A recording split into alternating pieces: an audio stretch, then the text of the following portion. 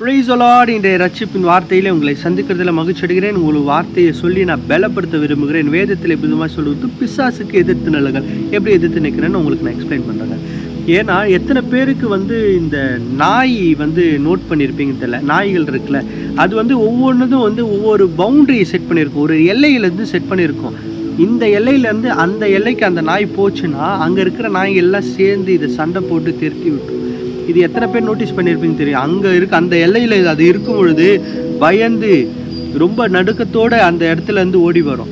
திருப்பி அதோட எல்லையிலேருந்து இந்த எல்லைக்கு வரும் பொழுது எந்த நாய் பயந்து ஓடி வந்ததோ அப்படியே திரும்பி அதுக்கு எதிர்த்து நின்று சண்டை போடும். நீங்கள் நோட் பண்ணியிருப்பீங்களான்னு தெரியல.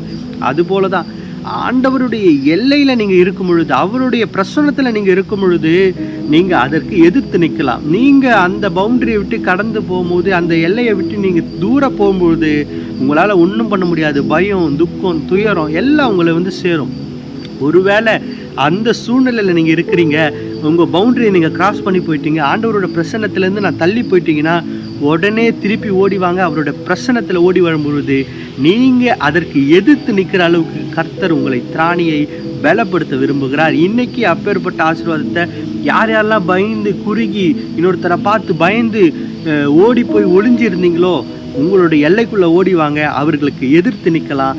பிசாசுக்கு எதிர்த்து நிற்க முடியுமா கூடிய ஆசீர்வாதத்தை, பலத்தை கர்த்தர் உங்களுக்கு இன்னைக்கு கொடுக்க போகிறேன்னு சொல்கிறார். கர்த்தர் தான் இந்த வார்த்தைகளை உங்கள் குடும்பங்களையும் ஆசீர்வதிப்பாராக. Have a nice day. God bless you.